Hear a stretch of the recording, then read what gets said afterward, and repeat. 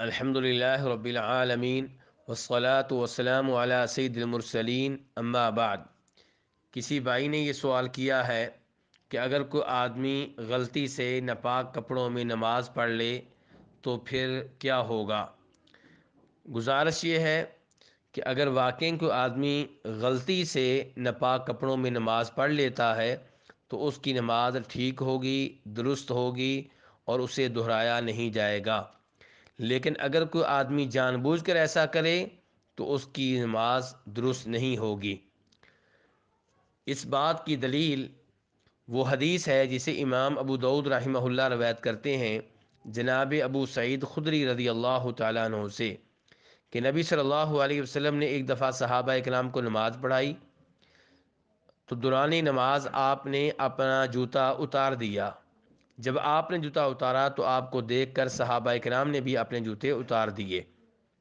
نبی صلی اللہ علیہ وسلم نے نماز کے بعد صحابہ کرام سے سوال کیا کہ تم لوگوں نے اپنے جوتے کیوں اتارے؟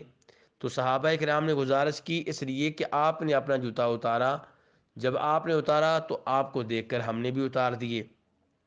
تو آپ نے وضاحت فرمائی کہ میں نے تو اپنے جوتے اس لیے اتارے تھے کہ جبریل علیہ السلام نے مجھے بتایا تھا کہ میرے جوتے پہ گندگی لگی ہے، تم نے جوتے کیوں اتارے؟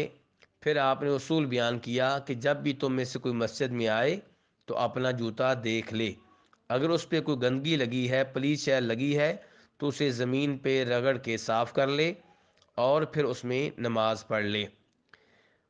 تو اس حدیث سے یہ مسئلہ معلوم ہوا کہ اگر غلطی سے بھول کر کسی ایسے کپڑے میں نماز پڑھ لی جائے جس پہ کوئی پلیت شے لگی ہے تو اس میں کوئی حرج نہیں ہے، کیونکہ یہاں پہ دیکھیے کہ نبی صلی اللہ علیہ وسلم نے نماز کے ابتدائی حصے میں ایسا جوتا پہن رکھا تھا جس پہ گندگی لگی تھی، اور پھر جب آپ کو بتایا گیا تو آپ نے جوتا اتار دیا، لیکن جو پہلے رکعتیں گزر چکی تھیں انہیں آپ نے دوبارہ نہیں دہرایا بلکہ جو رکعتیں باقی رہ گئی تھیں انہی کے ادا کرنے پہ اکتفا کیا۔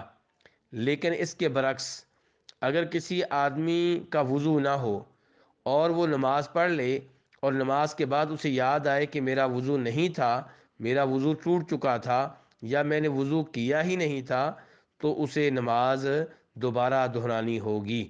واللہ تعالی اعلم۔